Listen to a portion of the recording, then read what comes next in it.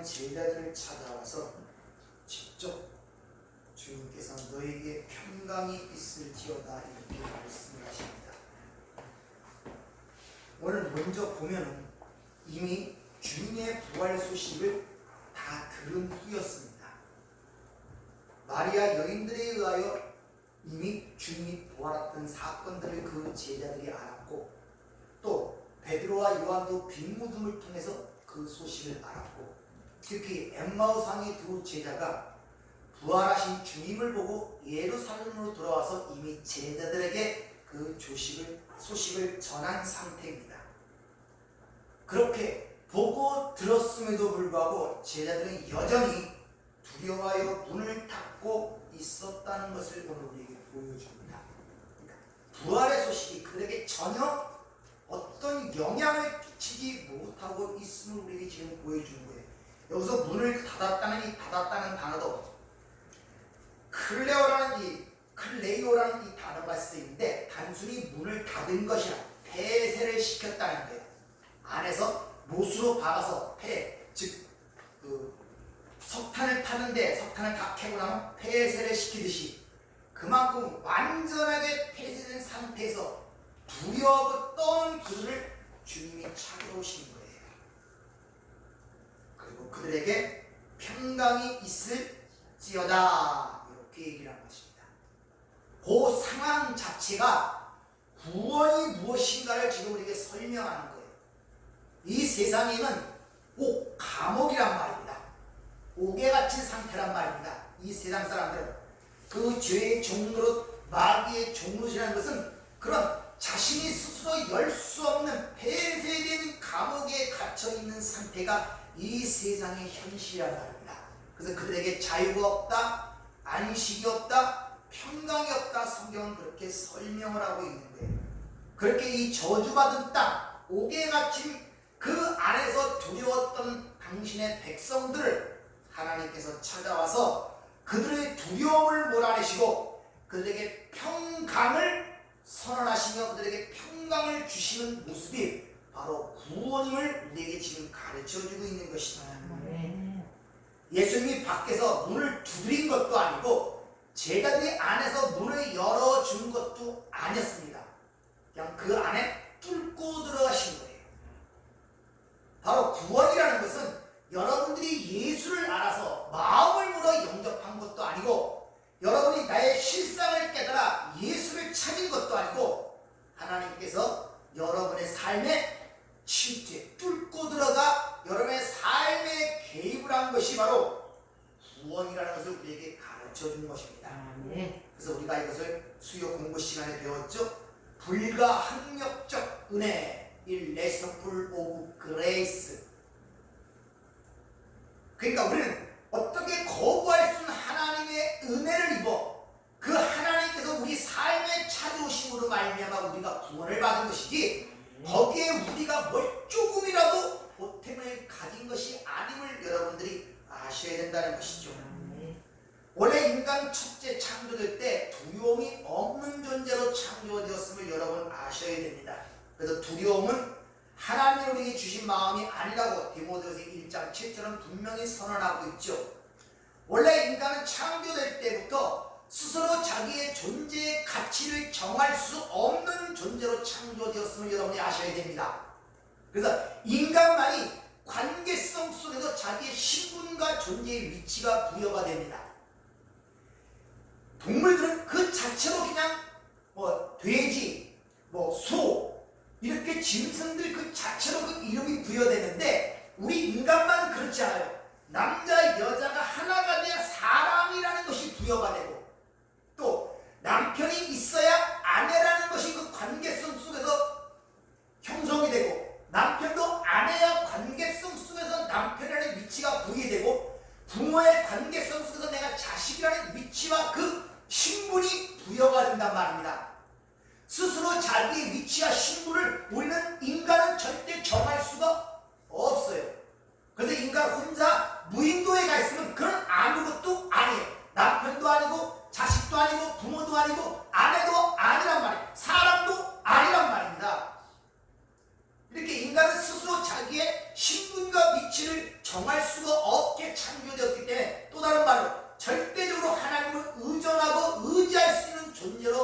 우리가 창조가 된 것이 바로 인간이란 말입니다. 그게 우리 스스로 가치를 부여할 수 없는 위치인데 어떻게 두려움이 오겠습니까? 두려움이 있을 수가 없죠. 그래서 피조물이라는 자체가 그가 아무것도 할 수 없다는 의미를 갖고 있어요. 우리는 창조된 토기에 불과하기 때문에 토기장에 의하여 이 토기가 간장 끝으로 쓰이든지 고추장 끝으로 쓰이든지 오감으로 쓰이든지 그 만드신 분에 의하여 그 가치가 지정이 되고 존재의 위치가 지정이 되는 것이지 내가 간장 끝 되고 싶습니다 해서 된 것이 아니란 말입니다. 성경은 우리 인간에게 특이한 점을 얘기합니다. 하나님은 모든 만물을 만들었지만 인간만은 하나님의 형상대로 창조했다고 창세기 1장은 얘기하고 있죠. 자, 그러면 왜 인간만이 하나님의 형상대로 창조됐다고 하는가? 그러면 그 하나님의 형상대로 창조됐다는 그 말의 의미가 무엇인가를 한번 생각들 해보고 오시라고 했지 않습니까? 생각들 해보셨어요?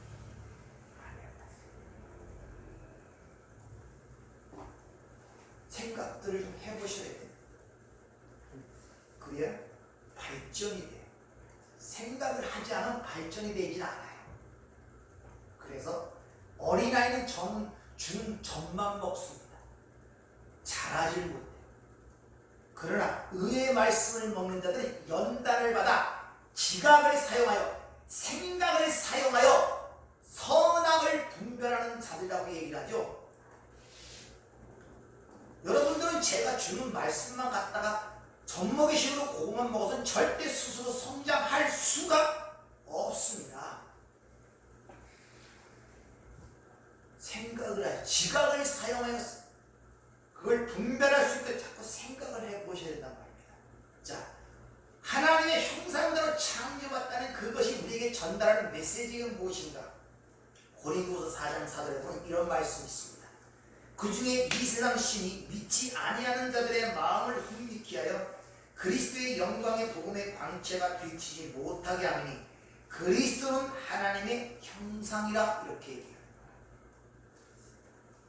그러니까 하나님의 형상이라는 것이 무엇인가를 알려면 그리스도가 하나님의 형상이라고 얘기를 하고 있잖아요. 그럼 예수 그리스도가 어떤 분이고 어떻게 사셨는가를 보면은 하나님의 형상대로 창조했다는 의미가 뭔가를 우리가 이해할 거 아닙니까?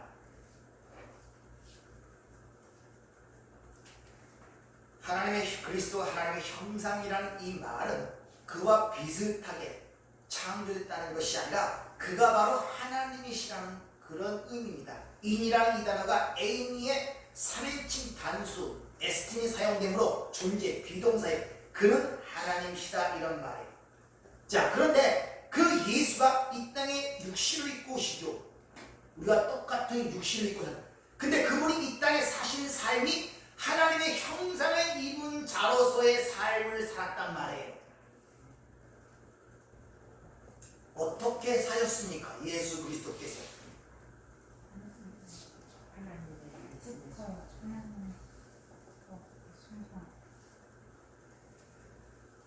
예수님은 자신을 완전히 비웠습니다. 그래서 보면은 내가 하는 것이 아니라 내 안에 아버지가 하시는 것이다 그러죠. 나는 내 일을 하러 온 것이 아니라 아버지께서 주신 일을 하러 왔다 그러죠.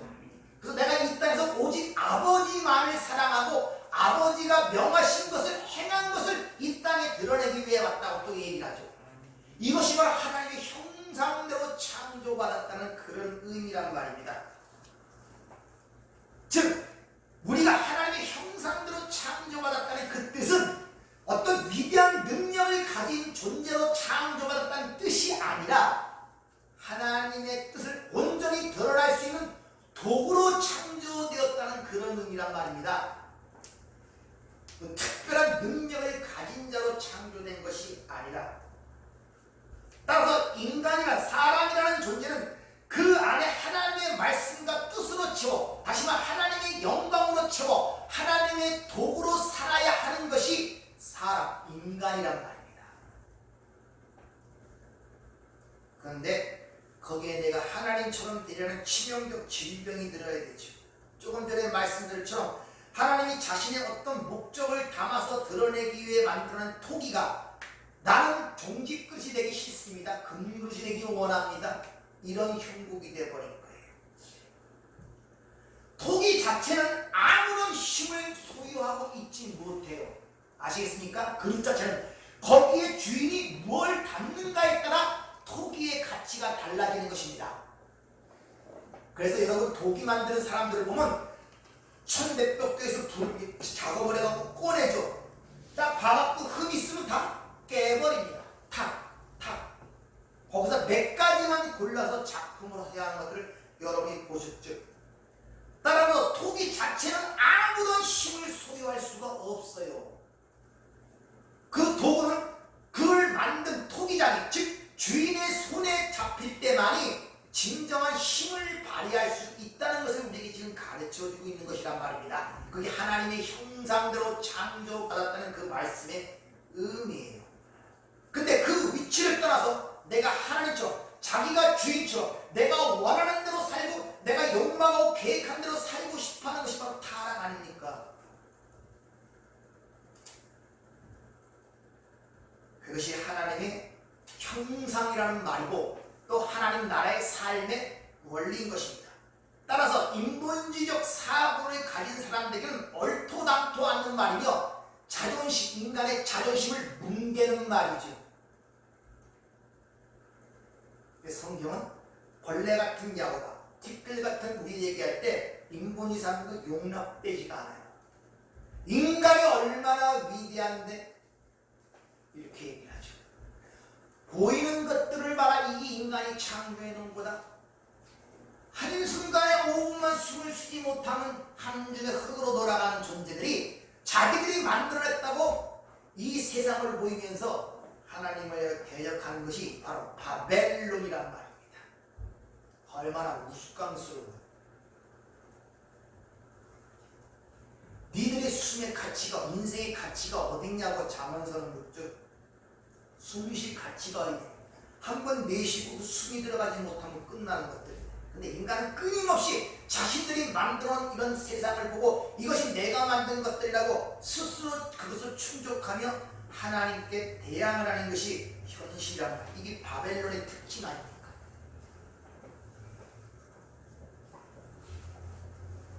따라서 하나님이 만드신 존재 양식을 따라 살지 아니하고 스스로 살겠다고 나오는 그 상태, 그것이 바로 두려움의 원인이고, 도구는 만드신 분의 손에 잡힐 때만이, 즉 그 안에 하나님의 영광, 하나님의 능력이 채워질 때만이 그 안에 두려움이 사라집니다. 네. 인간은 스스로 살려고 하기 때문에 끊임없이 자신을 지켜야 되기 때문에 남을 죽여야 돼. 생각으로 죽이고, 마음으로 죽이고, 미움으로 죽이고, 질투로 죽이고, 시기로 죽이고. 그래서 저는 처음부터 살인한 자의 자손이라고 주님께서 말씀하시는 거예요. 칼로 사람 찌는 것만 죽이는 게 생각 속에서 계속 죽이는 거예요. 그래서 형제를 미워하는 자마다 다 살인한 자라고 그러죠. 따라서 여러분들은 평생 동안 몇 번 살았는가 한번 살펴보세요. 네. 그런 사실을 깨달으면 주여 나는 죄인으로서이다 라는 것밖에 안 나와요. 네. 우리 인간들은 이렇게 하나님의 영광을 채우고 있어야 인간의 존재들이 그 하나님을 몰아내버린 거예요. 그것을 이렇게 표현합니다. 로마서 3장 23절. 하나님의 영광이 이르지 못한 것, 하나님의 영광이 그 안에 채워져야 돼. 하나님의 영광이라는 뜻이 뭐라 했습니까? 하나님의 뜻과 계획과 목표가 그것이 채워져야 되는데 거기에 이르지 못한 것을 죄라고 이렇게 얘기하는 것입니다. 그러므로 말미암아 하나님께서 주시는 생명력이 단절이 되어버린 거예요. 그래서 인간을 만드시는 모습을 창세기 1장을 따로 해놓고 2장에 갑자기 인간을 만드시는 모습이 나오죠. 남자와 여자를 창조하시고 2장에 따로 여호와 하나님이 흙으로 사람을 지으시고 그 코에 생기를 불어넣으시니 숨을 불으시는 모습으로 그 인간이 살아있는 존재가 되니 창세기 2장 7절에 기록되는 이유로 이렇게 하나님을 채워야 할 인간이 하나님을 떠남으로 거기에 공급되는 생기가 끊어진 상태, 그래서 영적으로 죽었다 이러는 거예요. 그 내용이 창세기 3장의 기록이고 아담아 내가 어디 있느냐 했더니 내가 벌거벗었으므로, 벌거벗었다는 것은 죄를 상징하는 것입니다. 내가 두려워하여 숨었나이다. 바로 죄가 들어옴으로 말하면 죄가 혼자 들어온 것이 아니라 두려움을 끌고 들어온 거예요. 두려움. 그래서 타락해서 제일 첫 번째 인간의 감정에 생성된 것이 두려움이에요. 이 두려움은 하나님에게는 벗어날 수가 없어요. 평생 불안과 두려움 속에 살다 가는 게 인생이란 말입니다. 뭘 해도. 따라서 죽음은 바로 죄에서 비롯된 거예요. 따라서 우리의 모든 두려움의 근원은 이 죽음으로부터의 오는 두려움인 것입니다. 그래서 주님이 오신 목적도 그 죽음의 두려움의 종로로 타는 자들을 놓아주기 위해서 왔다고 성경은 기록합니다. 히브리서 2장 15절. 죽기를 무서워함으로 한평생 매어 종로로 타는 모든 자들을 놓아주려 하시리라. 아멘. 두려워하는 자. 아멘. 즉 두려워한다는 것은 죄가 있다는 것. 죄는 필연적으로 삭시 사망이기 때문에. 그래서 성경은 두려워하는 자들은 둘째 사망으로 떨어진다고 얘기를 하죠. 계시록 21장 8절에 보면 그러나 두려워하는 자들과 믿지 않은 자들과 흉악한 자들과 살인자들과 음행하는 자들과 점술가들과 우상숭배자들과 거짓말하는 모든 자들은 불과 유황에 타는 못에 던져지니 이것이 둘째 사망이라. 불과 유황에 타는 지옥에 떨어지는 둘째 사망의 첫 번째 등장하는 사람이 두려워하는 자란 말입니다.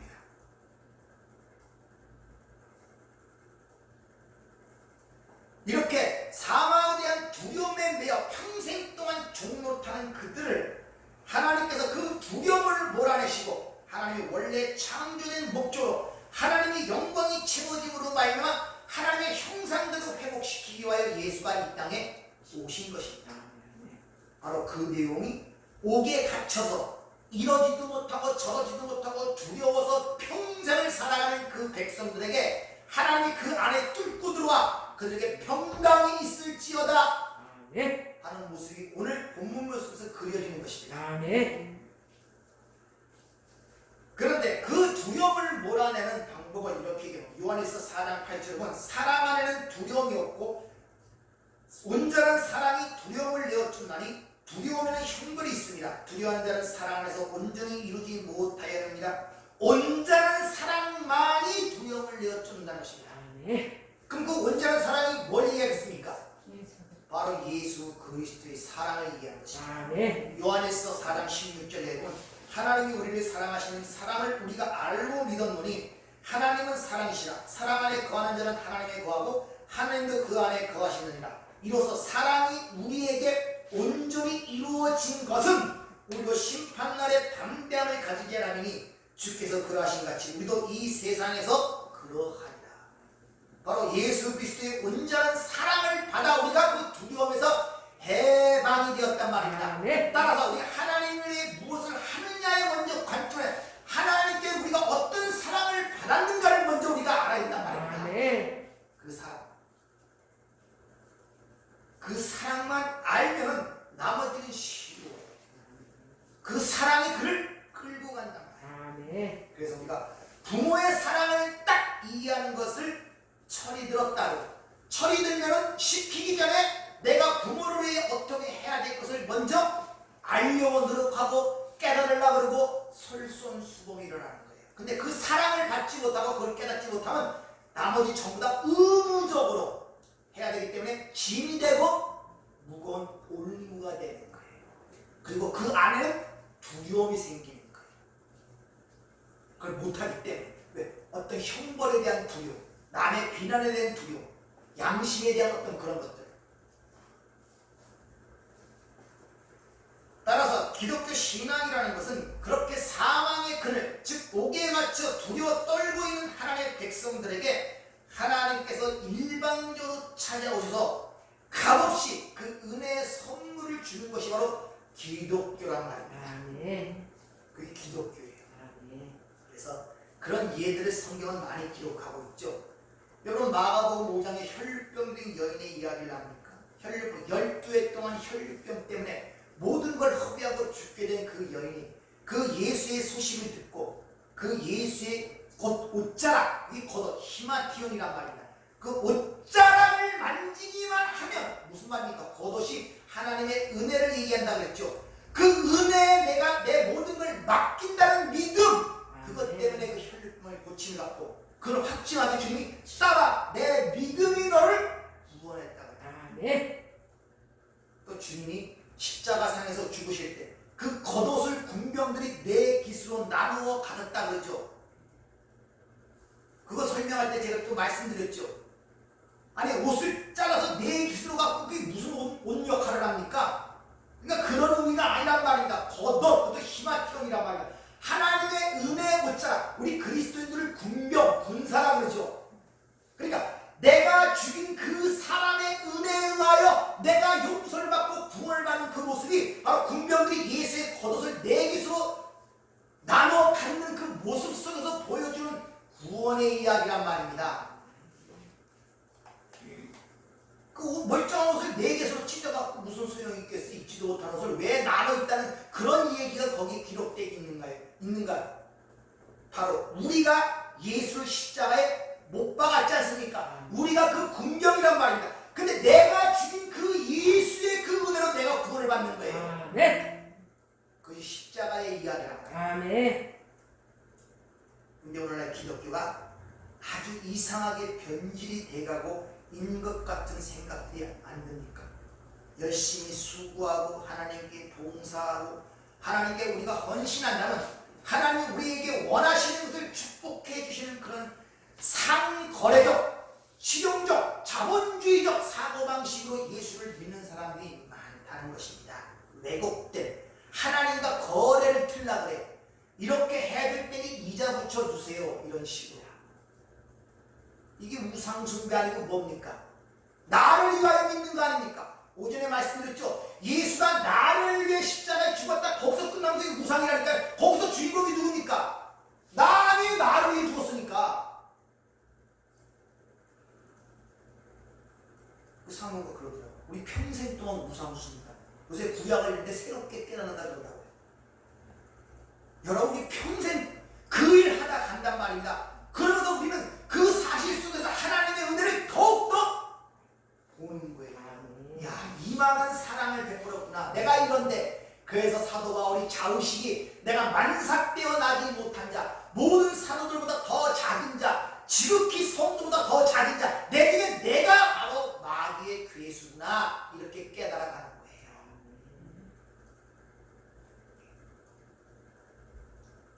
그러니까 하나님과 거래를 하려고 해요. 구약에 보면 하나님과 거래하는 사람이 있죠. 야곱이잖아요. 야곱이 이스라엘을 변이잖아요. 나를 여기서 지금 내가 이게 지팡이 하나 갖고 집을 나왔는데 주님 부자를 만들어 주시면 내가 여기에 단을 쌓고 하나님께 예배를 드린다 그러죠. 로마서 11장 35절 쉬운 성경을 제가 한번 읽어드릴게요. 누가 먼저 하나님께 무엇을 드려서 하나님의 담례를 받는단 말입니까?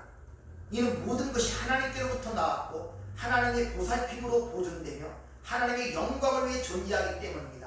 하나님께 영광이 영원토록 있기를 원합니다. 아멘. 모든 것이 하나님께서 우리에게 주신 것인데 누가 하나님께 열심과 정성을 들여 보상을 요구할 수 있겠느냐 이 말이에요. 우리의 소유, 우리의 인격, 우리의 성품, 우리의 행실 다 이것이 하나님께서 우리에게 주신 것들이란 말이에요. 어떤 것도 내 것으로 소유할 수 없는 것이 인간이란 말입니다. 그래서 누가 보면 비유가 나오죠. 밭에 나가서 주인 시키는 게 열심히 일하고 집에 와서 주인의 밥상을 다 차려주고 다 설거지한 다음에 비로소 너 가서 밥 먹어. 그럴 때 한마디 뭐라고 고백합니까? 나는 종으로. 무익한 종으로. 종이라고. 아멘. 이게 기독교인데 어떻게 된 이 기독교가 자꾸 변화를 되고 왜곡이 되어가는 거예요. 무슨 놈의 영생을 받은 자들이 그렇게 받을 축복이 많은지, 뭘 그렇게 갖고 싶은 거 많고 원하고 싶은 거 많은지, 그것 때문에 고통받는 줄 모르고 그걸 갖고 하나님과 거래를 틀려고 한단 말입니다. 오전에 말씀드렸죠. 예수 부활을 이해하지 못하는 자들의 복음을 증가하는 모든 것들은 결국 그 영원한 생명, 부활의 영을 통해서 주지 못하기 때문에 뭘 줘서 낚는다? 세상 것을 줘서 낚는 거예요. 세상 것에 미끼가 되어 끌려오니까 그것이 없으면 실망하고 절망하고 나가 떨어지는 것입니다. 바울도 이렇게 얘기를 합니다. 사도행전 17장 24절에 보면 우주와 그 가운데 있는 모든 만물을 지으신 하나님께서는 천지의 주제이시니 손으로 지으기 전에 계시지 아니하시고 또 무엇을 부족한 것처럼 사람의 손으로 섬김을 받으시는 것이 아니니 이는 만민에게 생명과 호흡과 만물을 친히 주시는 이시니라. 하나님은 만민에게 생명과 호흡을 주시는 분이지 사람의 손으로 섬김을 받는 분이 아니란 말이에요.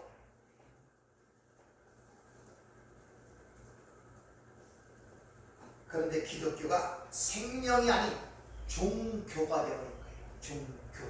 행위와 의식과 인간의 열심과 수행을 통하여 그에 따른 합당한 보상을 받는 종교로 자꾸 변질이 되어가고 있단 말입니다.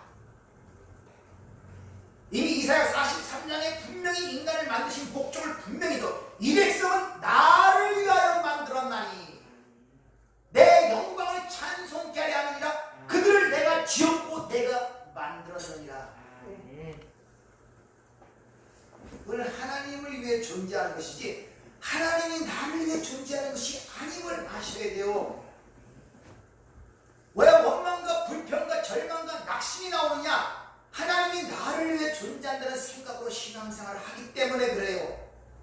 우리는 어떤 경우에 집어넣어도 무익한 종일 뿐이고 하나의 먼지일 뿐입니다. 아멘. 어떤 상황에 집어넣어도 원래 그런 존재란 말입니다. 티끌 아닙니까? 티끌, 먼지, 죽은 자. 거기 하나님께로부터 일방적인 은혜로 생명이 불어넣어져 살아있는 존재가 되었는데 그걸 모르고 마치 잠시 보여지고 은혜와 선물로 주어진 것들이 마치 내가 한 것처럼 그걸 갖고 우왕좌왕하면서 그걸 갖고 가치 평가를 하면서 그거에 의해 하나님의 어떤 평가가 이루어진다니까요. 세상 것에 의하여. 그래서 하나님이 크니 작으니 위대하니 위대하지 못하니 이런 인간적 잣대를 갖고 하나님을 믿는 분들이 얼마나 많은지를 몰라요.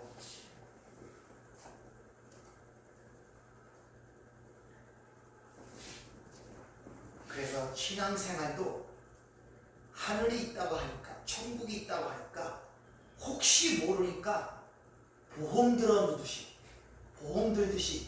신앙생활하는 분도 많습니다. 아시겠습니까? 여러분 혹시 신앙생활을 보험 들듯이 하면 안 돼요.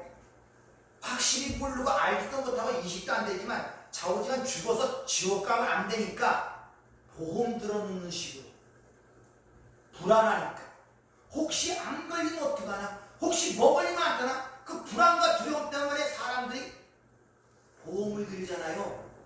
그래서 보험 선전할 때 그런 심리를 잘 이용하죠. 몇 프로가 위암에 걸렸는데 어쩌고저쩌고 거기다 한번 치유된 사람을 또 데려다 놓고 이렇게 위암을 떼고 막 했는데 그때 보험을 들어서 그것 때문에 생활이 그렇게 해주고 내가 치유할까 다 그건 불안과 두려움이 있거든요.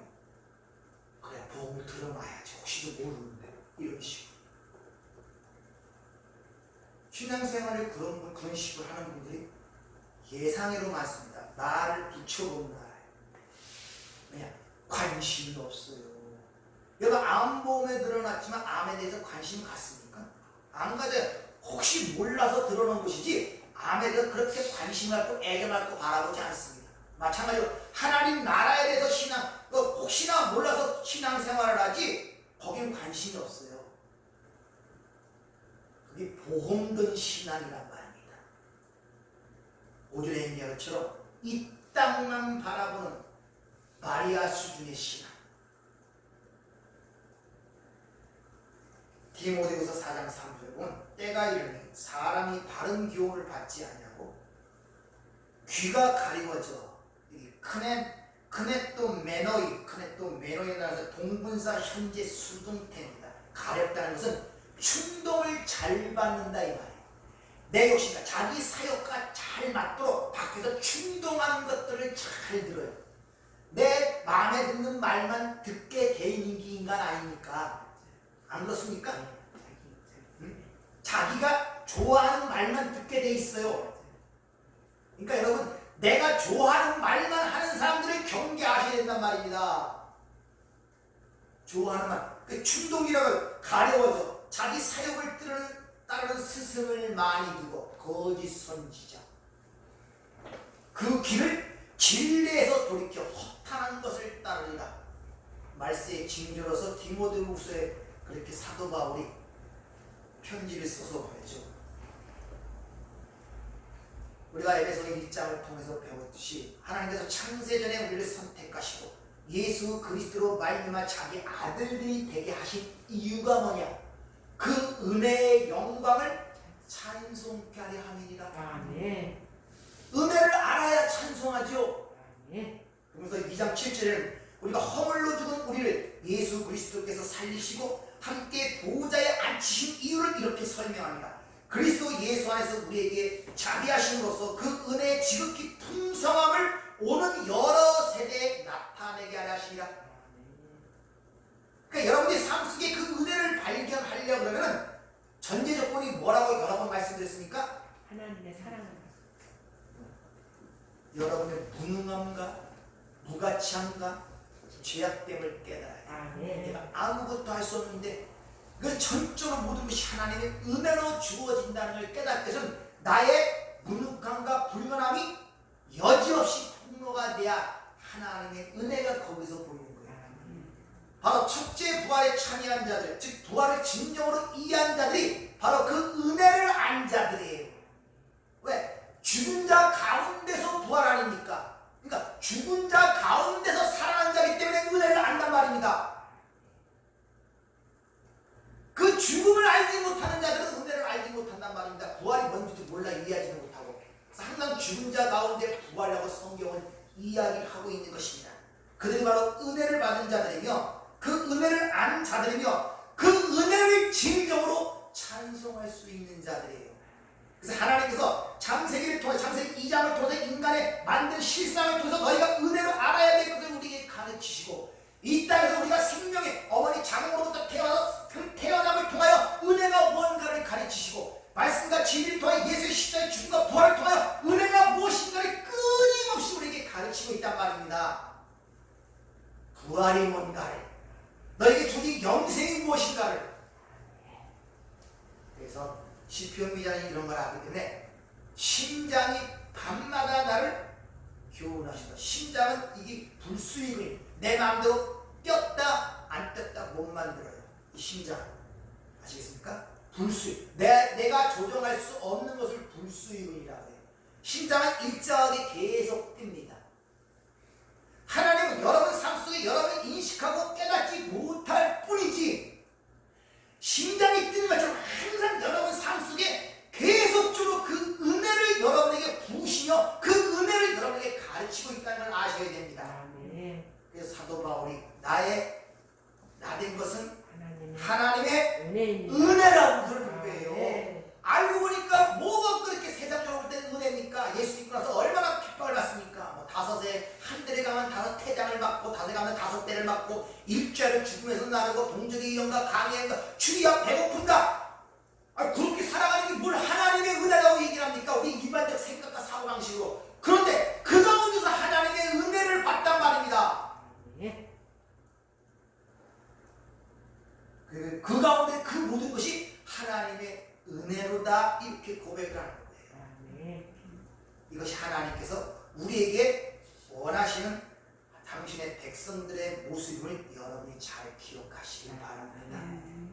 여러분 삶 속에 하나님 즉 주님이 찾아오셨어요. 이제는 영으로 말씀으로 여러분 암 속에 여러분의 생각 속에 마음 속에 찾아가서 여러분 하나님의 권능으로 평강이 있을지어다 선언해 버린 것입니다. 누가? 하나님이. 네. 그 평강을 누가 깨겠습니까? 누가 하나님이 선하신 평강을.